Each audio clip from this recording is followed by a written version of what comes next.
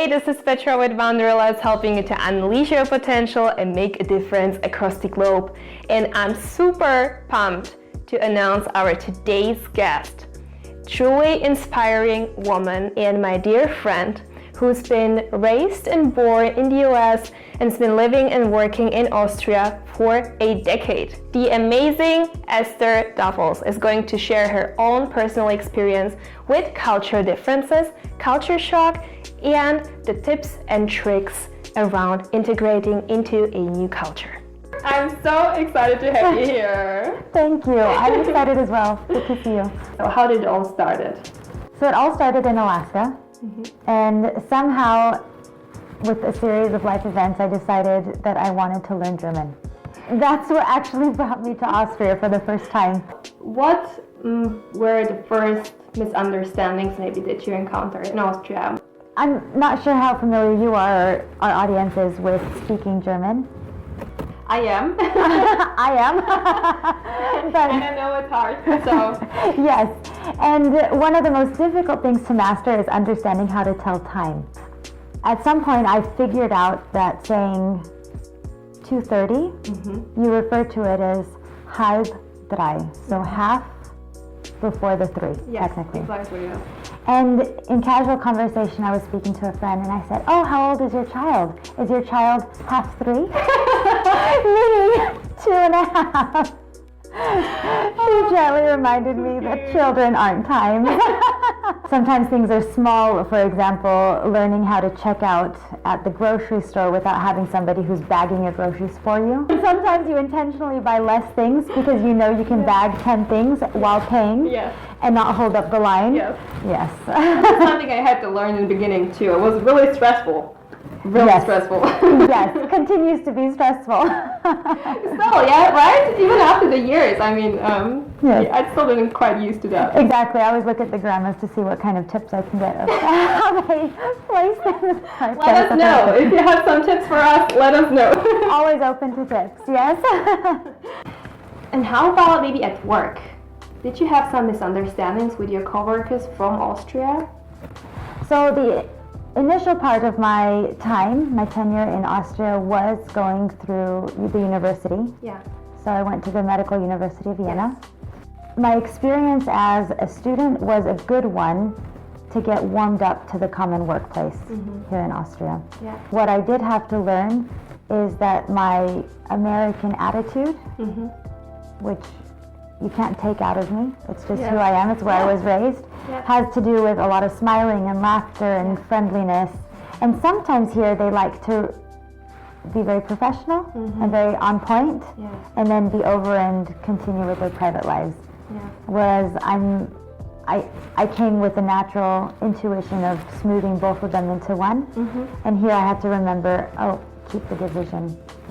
And this is a really interesting one, because there are actually cultures, as you said, who divide the personal life from the work life, and this is particularly difficult for somebody who's coming from a culture the division doesn't really exist. You work at hospital clinicals in the country of Georgia, as well as in South America and Brazil. Oh wow! So in certain countries, the doctor is God, knows all, has all. In Slovakia too. Okay. Whereas in some countries, and this has been my experience with lots of the international doctors here in Vienna, they try to have more of a dialogue with their patients. And that's something that I have enjoyed by working here in Austria. Now you mentioned Brazil, which I know you also have roots from there, right? Both of my parents are from Brazil. I wonder how it influenced you. Being raised in that household, we were very globally minded. We had international food nights for dinner just because my mom liked to cook international foods, and at home we spoke Portuguese, at school I spoke English, and our family vacations from as long as I can remember were always international. I've never not had a passport. Yeah. And I know that your grandparents were European immigrants too, so it's even more complex, right? Yeah, exactly. So the way I'm a first generation American, my mother's a first generation Brazilian, and her parents are from Europe. So interesting. Yeah. So you are so multicultural, so you were used to kind of being in touch with many different cultures. Did you still have culture shock when coming to Austria? Yes. I think culture shock happens even when you go on vacation, right? And I think everybody describes culture shock in their own way. Yeah. I come from a place where we've never seen somebody beg for money. Yeah. I mean, wow. It's so different to see that here all of a sudden. Yeah. I come from a culture up in Alaska where you drive 5 minutes with the car and you're at the ocean or up on the top of a mountain or visiting the snow, and here you're just in the middle of the city. And yeah, it's just good on my bucket list, by the way. Alaska?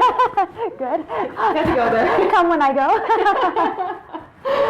Yeah, but here in Vienna, suddenly the culture shock is that you can't do the nature activities and you have to go to the concerts and you have to go to the theater, and you're just so much more cultural. Yeah. And so how did you deal with that? Maybe, what helped you, and what would you maybe kind of advise to people moving abroad? What might be some of the tips? Oftentimes, the more defined they are about their hobbies and their interests, and the more proactive they are, the more comfortable the transition is for them. Yes. Like, let's say somebody has a hobby of doing pottery. Yeah. I'm sure they were in a club at home and such, but the thing is that here in Vienna we also have people who are interested in doing pottery. Yeah. Find them. Yeah. Yeah. Okay, this is great, and I can't wait to hear more about it into our next episode coming out next week. So stay tuned for that. Thank you so much for watching, and of course don't forget to subscribe for new videos like this one with Esther coming out every week. I'll see you in the next episode. Bye.